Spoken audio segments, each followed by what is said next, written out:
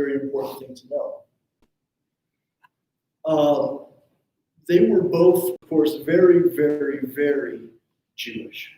They only believed brother only.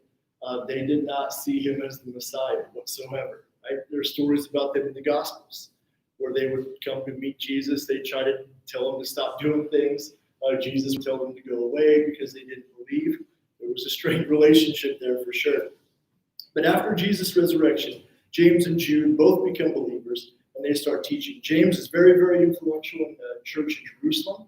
He's probably the leader there, even with Peter around. They would lead together in the church of Jerusalem, almost always talking to Jewish Christians in that city. But outside of knowing that James is his brother and Jesus was his half-brother, we know almost nothing else about Jude himself. He probably traveled around preaching in the Palestine area. We get a little bit of information from 1 Corinthians 9:5 that suggests that. But other than that, we know almost nothing at all. What we do know, though, is that this letter itself is unanimously said by the early Christians, like before 200 AD, to be written by Jude. There was no debate about that. The problem is that there's only 2 times where Jude quotes other writings in his book, and neither one of them are from the Old Testament. They are both from other Jewish writings, extra biblical writings. And that gave people a lot of heartburn. Weren't sure what to do about the book. It is strange, it is weird, and it is bizarre. But it's very, very Jewish. It feels very Jewish, written by Jewish guys to Jewish believers. And so all of that tradition and that history is baked into the book, which is what makes it so long to explain. There are a lot of stories that he just mentions in passing very quickly, but we're going to have to spend a little bit of time working on it because I'm not sure we know them well enough to understand what he's saying. For those of you who like to do a little bit of extra study on your own, Jude bears a striking resemblance to 2 Peter chapter 3. So if that's something that you're interested in chasing down, just go read 2 Peter 3, compare the two, and you'll have a good time. Let me read for you Jude 1 through 10.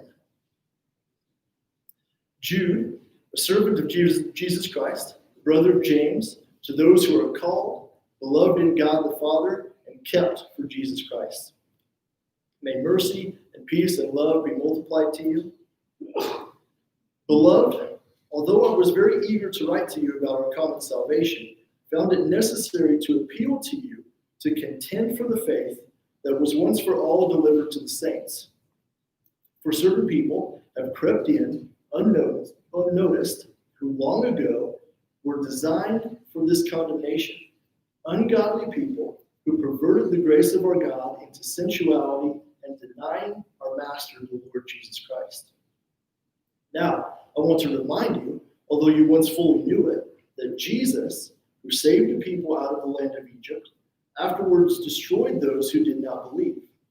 And the angels who did not stay with their own position of authority, but left their proper dwelling, he has kept in eternal chains under gloomy darkness until the judgment of the great day. Just as Sodom and Gomorrah and the surrounding cities, which likewise indulged in sexual immorality and pursued unnatural desire, served as an example by undergoing a punishment of eternal fire. Yet in like manner, these people also, relying on their dreams, defile the flesh, reject authority, and blaspheme the glorious ones. But when the archangel Michael contended with the devil, who was disputing about the body of Moses, he did not presume to pronounce a blasphemous judgment, but said, "The Lord rebuke you." But these people blaspheme all that they do not understand. They are destroyed by all that they, like unreasoning animals, understand instinctively. Jude doesn't pull very many punches. He comes out firing, and he does the whole thing right out of the gate.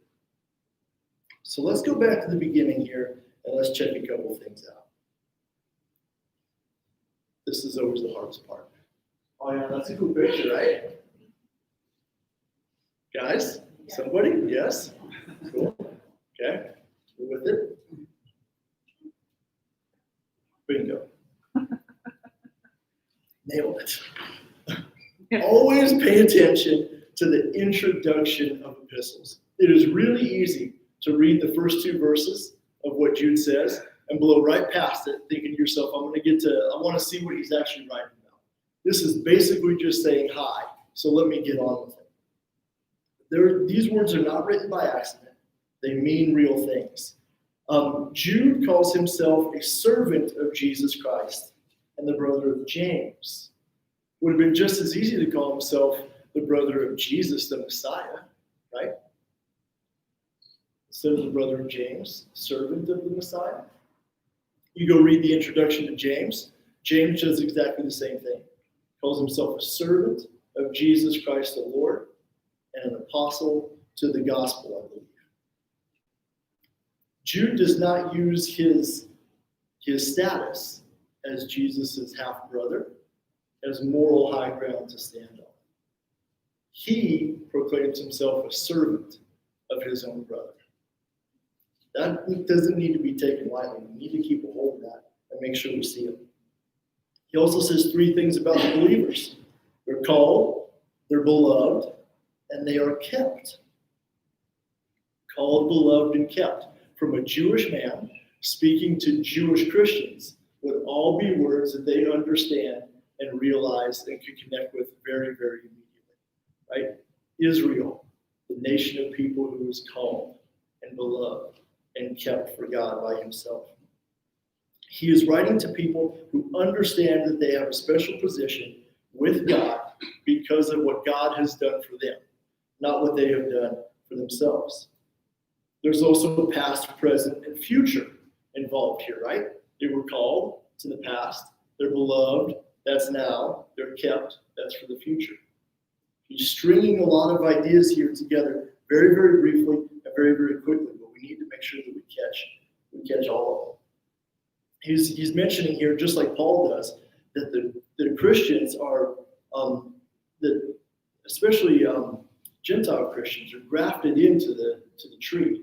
But the tree is Israel itself. The tree hasn't changed all that much. Jesus has made everything the way that it's supposed to be. But branches of that tree that are dead are going to be cut away. That's what's going to make part of this book so difficult. He also says that he wants mercy, peace, and love to be multiplied to the group. We're not going to get to much of that this week. Next week, we're going to hit on all of those pretty extensively. But they don't choose these words by accident. Like I said, these are for real. Mercy, because he's talking about false teachers and people being led away by false teachers. And what you do, like how you treat your friends that have been led away by false teachers. He needs mercy to be involved. He knows that peace then flows out of a place where you know you've been called to mercy. You've been forgiven by mercy. You can give mercy to others. It leads to peace in your life. And of course, when you have mercy and you have peace, you're then able to love others and to do it very, very well.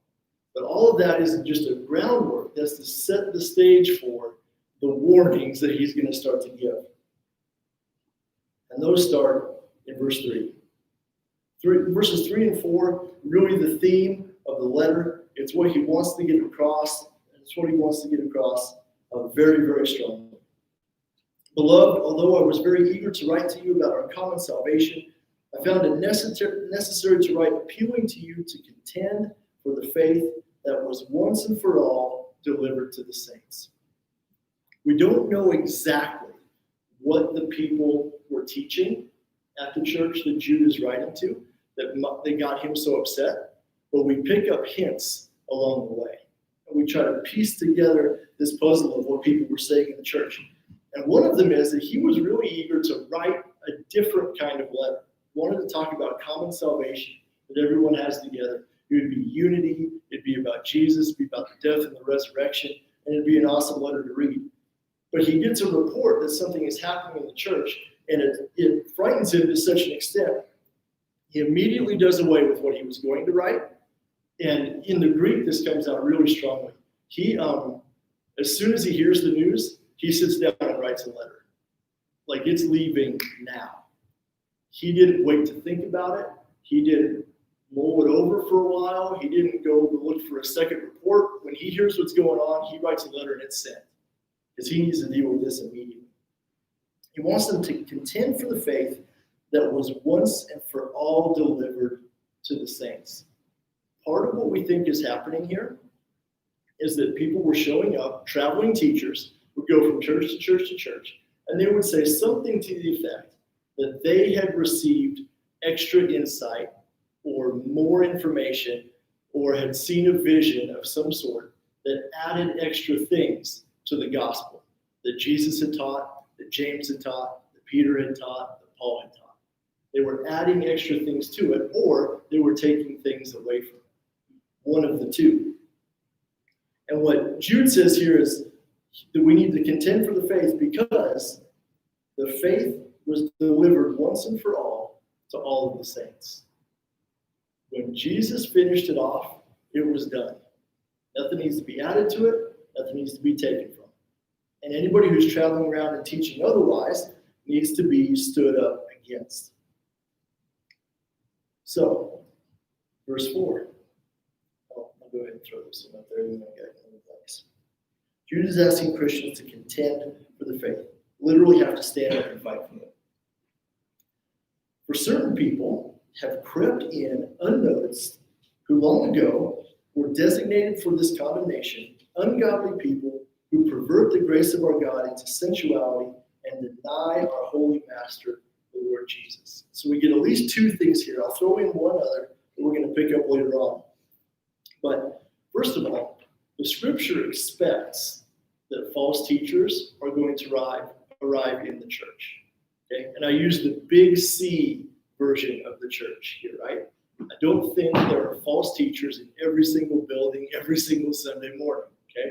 Like, you can calm your heart rate down a little bit. I think there's poor teaching that happens sometimes, right? I know I've done it. I've done some poor teaching. That sort of thing happens. I got one of my favorite theologians. It's a little bit of a joke, but it's a warning to make sure that you take things seriously. It says that about 1/3 of, as N.T. Wright, it says 1/3 of what I say almost all the time is wrong. I just don't know which third it is. so he does a lot of thinking sort of like on the very edge of trying to figure out what's going on in our world. And I don't do that nearly as much. But the idea to be specific and as accurate as a teacher possibly can be, I think is a warning that needs to be taken very, very seriously. But all throughout the New Testament, Jesus said it, Peter says it in chapter 3, Paul says it, Paul writes letters about it. False teachers will arrive that will teach a gospel other than the gospel that was already completed in full with Jesus Christ. And we have to understand what they're saying, why they're saying it, and why it's wrong. But the scriptures absolutely expect that to happen, expect it to happen in the churches. And what Jude is fighting against almost assuredly is a thought process called antinomianism. And this is sort of the precursor to the classic Gnostic thinking, but the idea here is it is against law, antinomos, no laws. And Jude mentions this in verse 4, where he says, for certain people have crept in unnoticed, who long ago were designated for condemnation, ungodly people who pervert the grace of our God into sensuality and denying the master, right? So what they were doing is they're using the truth about grace that God has given to us through Jesus Christ to then say that since there is grace, we no longer have to worry about any sort of moral uprightness at all. This isn't talking necessarily about Old Testament law, right? That's a whole separate discussion on the side. This is talking about just being morally well. They pervert the grace of God into sensuality and deny our holy master, Jesus Christ. There are three characteristics. So when Paul in Romans 6, when he writes, should we go on sinning then so that grace may abound? An antinomialist would say, absolutely. Absolutely. They wouldn't say that it's called sin. They would say there's no such thing as sin anymore. We don't need to worry about it. So we can do whatever it is that we decide is right. And the three basic characteristics then that they would exploit are these: rebellion against the Lord, right? Which essentially means that they're going to end up crowning themselves as Lord. Is what's going to happen at the end of the day. Licentiousness, which is an awesome word. Your Bible may even have the word lasciviousness somewhere along there if you're old enough. I don't know what Dad's reading back there in the corner. They sound sinister just to say. Right? I'm lascivious. That's a bad idea. Lasciviousness is a total lack of any moral restraint, right? And almost exclusively, and especially sexually, just no restraint whatsoever. Since we have grace, there is no more sin. Do whatever you want. Licentiousness. And then disrespect or even blasphemy for angels, which we'll get to as we go down into the examples. Jude doesn't really mention that as we just work through the introduction. So that's Jude. That's his introduction. It's the reason he's writing the letter. We need to contend for the faith because there are people saying that it doesn't make any difference anymore how you live your life because everything is absolutely and completely covered by grace. So then, the next thing Jude does is he works through a long series of examples from the Old Testament and from two other writings. It's called the Assumption of Moses and First Enoch, which is going to be a whole other discussion. But he's going to give us a long list of examples, and he's driving at very specific points with each of these examples. We need to make sure we catch a hold of these. So example number 1, starting in verse 5. Now, I want to remind you, although you once fully knew it, that Jesus, who saved a people out of the land of Egypt, afterwards destroyed those who did not believe. Period. It's a whole example. Jude's going to do this a bunch of times. He has like 10 of these, where he's just like, he expects you to know what he's talking about when he says this, and just move on. This is the story of the Exodus. Many of you probably have the word Lord instead of Jesus for verse 5. If your Bible says Jesus, though, I actually want you to raise your hand. I want to see how often that happens. Are you guys all reading the ESV? Yes, because that's what you read. Okay. Anybody who doesn't have the ESV, I'm just curious. I didn't look this up. Yeah, and it says Jesus? It says Lord. Okay. The word Lord and Jesus were almost always interchangeable in the New Testament, but often the word Lord is the one that's used. But there are actual manuscripts in the book of Jude itself where sometimes it has the word, like it says Yeshua, and sometimes it says Lord. There are versions where it actually says the two different things. This is sort of an aside. It doesn't really have to do with his point. I just think that it would be absolutely fascinating if Jude, as Jesus' half-brother, would have written in that his brother was in charge of leading the Israelites out of Egypt thousands of years before. Mm-hmm. I think that is just kind of a cool thing to think about. So the ESV goes with Jesus. At any rate, you definitely have a Trinity type of idea happening here. But the point that Jude is actually making is that there was a group of people who were chosen, who had seen God's miracles, right? They were in Egypt, they were enslaved, they saw the plagues, they saw the Passover, they saw the angel. The Egyptians gave them all gold and food. They knew about the Passover, they left, they saw the Red Sea split open, they walked across, they were in the wilderness. And as soon as they got there, they decided to rebel against God. Because when the spies came back, they gave a bad report about the land. Like, hey, it looks pretty good. There's some big old boys over there. I'm not sure we really want to be doing this. This could be a bad idea. Why don't we just hang out and maybe we could stone Moses and go back to Egypt instead. Like, I know that God said to go to the promised land, but it's a bad idea. Those people who were chosen and delivered by Jesus himself into the wilderness, then rebelled against him, denying his lordship, and he punished them in the wilderness. Right? Sin has consequences. Real. Even for people who have been in the church, who have seen Jesus do his work, who have experienced Jesus do his work, who know him and love him, can deny him and walk away, and the consequences of that are real. Jude's warnings don't pull any punches here. He wants us to know this. He is in a fight for the faith.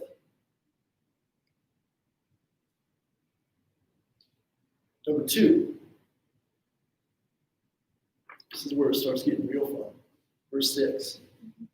The angels who did not stay within their own position of authority, but left their proper dwelling, he has kept in eternal chains under gloomy darkness until the judgment of the great day. Dash. Next example. Right? What in the world is he talking about? What is he referencing? Because he suspects, he knows that the people who he's writing this letter to can read that sentence and go, oh yeah, I get exactly what warning he's telling us about. I'm not sure that we do. This story comes in Genesis chapter 6. It is bizarre. It is strange. It is uncomfortable. It says that the sons of God gave up their position, came to earth to marry the daughters of man, right? Because women. And it didn't work out well. It was bad. Jude absolutely suggests that the proper reading of Genesis chapter 6, verses 1 through 4, is that fallen angels chose to leave heaven, come to earth, marry women, and that their children were different than regular people. They were called the Nephilim. They were big, they were influential, they were nasty. The immediate response from God is to kill everybody on earth. Like, you can't understate how bad of a decision this was and how difficult things became. It was not good at all. So what is the point? What is he trying to say here to a church who has some leaders coming in who are saying, hey, I'm not sure that we really need to pay attention to following a lot of rules all the time because of grace. Why in the world does he need to bring up fallen angels and these Nephilim and all the problems that that produces as his example for us? Well, a couple of things. Number one, they left their proper dwelling. Right? They had a spot. They had a position. They had authority. They had jobs. They saw God face to face. They knew what the plan was. They saw the other angels. They knew all of it and chose to leave that on their own free will to go do something on their own. Right? It's exactly the same warning, just in a larger scale and a more difficult to understand scale. Right? They had a spot. They knew what they were supposed to do. They denied it. They left it behind. There's some play of words here that he uses in verse 6. In ESV, it says, the angels did not stay within their own position, right? You could use the word keep. The angels did not keep their position, but since they didn't, God is going to keep them in chains under eternal glue until the last day of judgment, right? When we don't choose to keep the position that God has given to us, we choose to give it away because of our own desires, he then keeps something else. It's a bad idea. We shouldn't do it. The angels shouldn't have done it. It caused a huge mess. And here's what I want us to consider. Don't assume that perfect circumstances will allow you to be sinless. No one had more perfect circumstances than those angels. They deceived themselves. They figured there was a better way to do it. They knew what God's plan was. They left it aside. They came to earth to do their own thing, and it caused nothing but destruction. Oftentimes, though, we, I think, work under a sort of frame of mind that says, if everything was just the way that it ought to be, we finally got to where things were just perfect. And there weren't any of those troubles. If I knew exactly what it was that God wanted me to do, then everything would be so much easier. Because all I do is do what he says. And I can move on. Don't be so sure. Don't be so sure. Example 3. Just as Sodom and Gomorrah and the surrounding cities, which likewise indulged in sexual immorality and pursued unnatural desire, serve as an example by undergoing a punishment of eternal fire. It doesn't get any easier. Jude picks like the most difficult and hardest and hard-hitting and ruthless examples to lay out for the church here. Of course, we remember the story of Sodom and Gomorrah, right? Wicked cities out on the plain. Abraham is out in front of his house one day. Jesus shows up with a couple of angels. He runs to them to meet them, bows down on the ground. Can I make you guys some lunch? They go back and make some lunch. The angels are there to destroy the cities. Abraham has a conversation with them. The angels go in. They're going to go find Lot, and they're going to destroy Sodom and Gomorrah. Right? The angels arrive. I've got the verses up there for you. Angels arrive in town. They find Lot. Lot recognizes them. He bows before them. He brings them into his house. He's taking care of them. And then the men of the city arrive, and they demand that Lot gives up his 2 visitors so that they can have their way with them. Right? So we can see a thread of a certain type of sin that's working through this morning. Almost certainly, the people who are traveling from church to church to church and teaching these teachings were telling people not to worry at all about sexual moral standards in the church. Do whatever it is that you please. And the reason that he is using these examples is to show the punishment that arrives when you live your life under that sort of thing. Right? Angels aren't exempt. Sodom and Gomorrah. Of course, there's even a little bit more that goes on in Sodom and Gomorrah, which sort of leads me to my point here. It was bad enough that they had done what they had already done with each other inside of the city, right? But they also had no idea. They weren't asking for men to come out of Lot's house. They thought they were. They were asking for angels to come out of his house so that they could have their way with him, right? It wasn't men. It was angels who were visiting there to destroy the country. That's bad. I think that Jude puts Sodom and Gomorrah after the fallen angel story as a building up to climax. I think he sees Sodom and Gomorrah as the worst of the 3 because in the Genesis 6 story, you have angels giving up their dwelling to come down to be with men. In the Sodom and Gomorrah story, you have men unknowingly trying to reach toward angels. I didn't realize it. Here's my point here. I think that giving yourself to sin without restraint makes us blind to God and his word. When the angels show up, Abraham knows exactly what's happening. He runs out, bows to them, invites them into his house. He asks, "What can I do for you, Lord? What can you guys stay for lunch?" When Lot finds them in town, he runs to them, bows to them. "Please stay at my house. I will take care of you. What do you need?" When the men of Sodom see them, they say, "Hey, cool, new guys in town." They are completely blind to what it is that God is trying to do. They've been blinded by their sin and specific types of sin to boot. Heavy stuff. So let's move on. Those 3 examples are all examples of groups, right? You have a group of people, you have Israel, you have a group of people in Sodom and Gomorrah, you have a group of angels, right? All groups of people. Next week, we'll talk about examples of individual people that he pulls out of the Old Testament to fill in some of the same points. But what he does first in verse 8 is he gives us a little break, right? Yet in like manner, these people also, relying on their dreams, defile the flesh, reject authority, blaspheme the glorious ones. This seems to be Jude's most clear sentence about what it is that we are to contend against, right? The people are teaching to defile the flesh, example cited, reject authority, example cited, blaspheme the glorious ones, right? The example cited.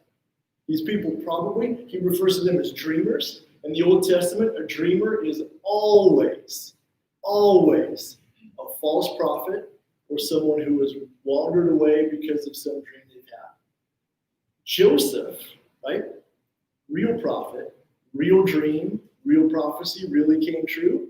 But his brothers call him a dreamer, right? Here comes that dreamer. Let's sell him away. Let's kill him, right? Boys out here in the wilderness. They are using a term that suggests they don't think that what he said was true. Ezekiel and Jeremiah both refer to false prophets as dreamers, right? They're getting information from some other place and adding it to or subtracting it from the gospel. And this is what the antinomians were doing as they were traveling around. They had stuff that they were adding to and subtracting from the gospel as dreamers. Right? They probably even said something to the effect of, we're saved by grace alone, through the death and resurrection of Jesus Christ. We've been indwelt by the Holy Spirit, just like the rest of you, and the Spirit has shown us a new way.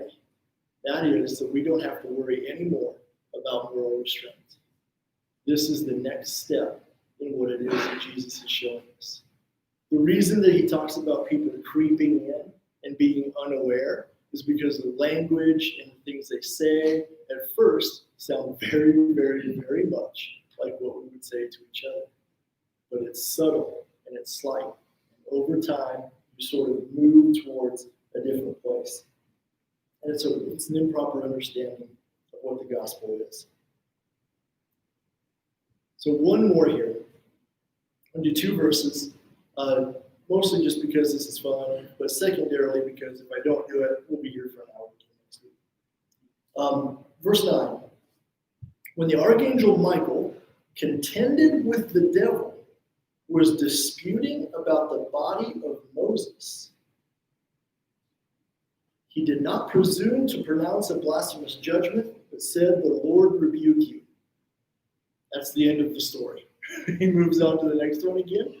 This is the spot where he's quoting from a book that's not in the Old Testament. It's called The Assumption of Moses. It's written much, much later. It was not written by Moses at all. But Jude knows that the people who he's writing to would have read it, would have known it, would have understood it. And so he's using that story as an example of what it is that he's trying to get across. Why was Michael fighting with Satan for Moses' body? Good question.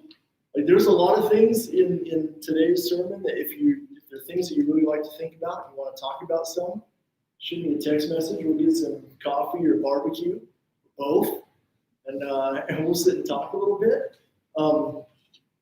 But I don't know exactly what all was going on there. Deuteronomy tells us that God himself buried Moses on top of the mountain. Goes up to the mountain. He does his last speech. Goes up to the top of the mountain. He dies on top of the mountain. And God himself buries him. Shovel? I don't know. But he buries him. Buries Moses' body. And then in this book of Moses, the Assumption of Moses, you have this story where Michael and Satan are fighting for the body. Why? I don't know. Did it happen? I don't know. There's a lot of reasons why the Assumption of Moses doesn't end up as an Old Testament book. But Jude's readers knew it. They knew the story. They read it. They understood it. So he uses it as an example. So again, as far as what was happening for the battle, what's going on with Moses' body, I don't know. But what I do know is this. what he's actually talking about here is Michael. But it's not about the fight, but about Michael's obedience. He's talking about people who blaspheme angels, right? Revile them, rail against them. When you blaspheme someone, it's almost as if it's hatred. I think railing against is probably one of the easiest ways to think of it. You have anybody that you know that just at the mention of the word God or Jesus just flies off the hand, almost like they're a different person. Right? Just absolute hatred. What Michael does is that he does not presume to rebuke Satan under his own authority. Right? He says, the Lord rebuke you. Not that I'm going to do it, but the Lord do it. Right? What Michael does, in contrast to the other angels, Michael gives the authority to God. Lets him deal with it. This is the job that I'm here to do. I'm going to do it. The Lord's going to take care of you. But I'm going to do my job and move on. The other angels look at God and they say, I'm not so sure that that's the best way. I think my plan is actually better. So I'm going to rebuke you and go do things my way.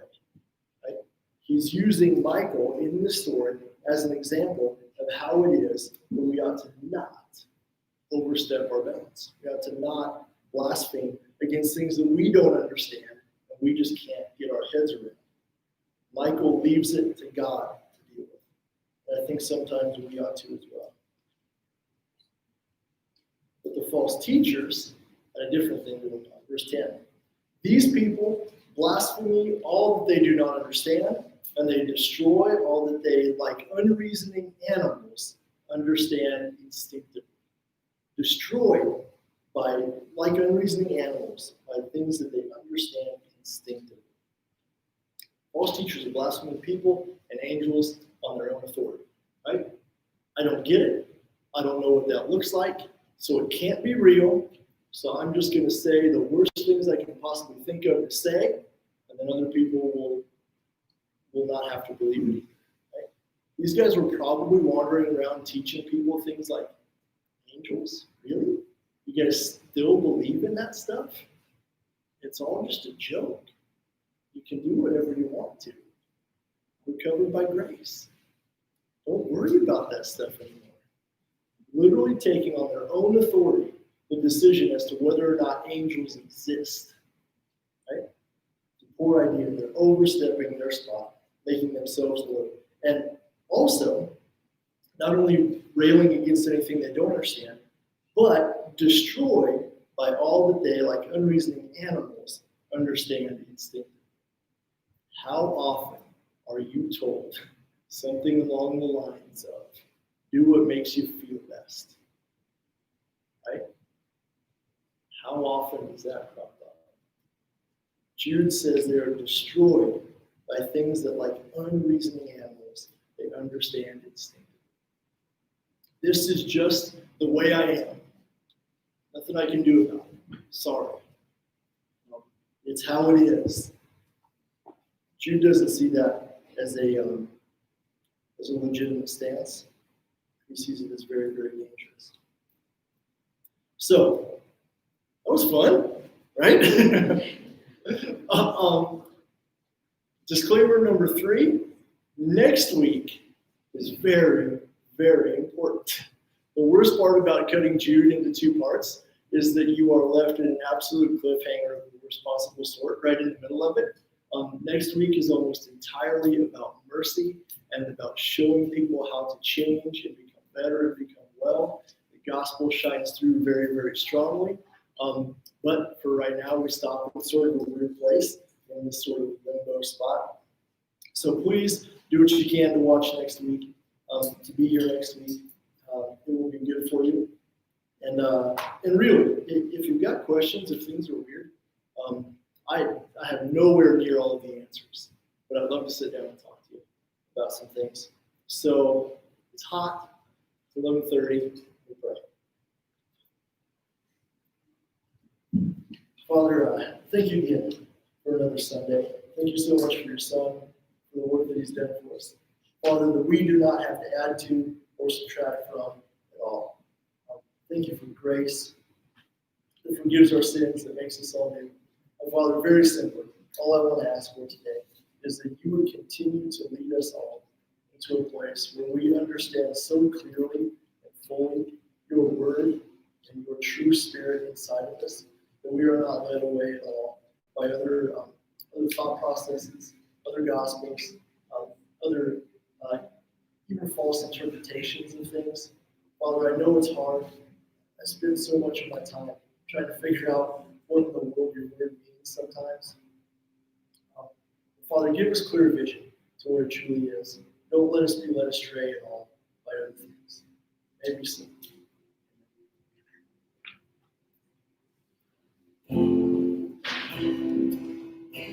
So this is a new song.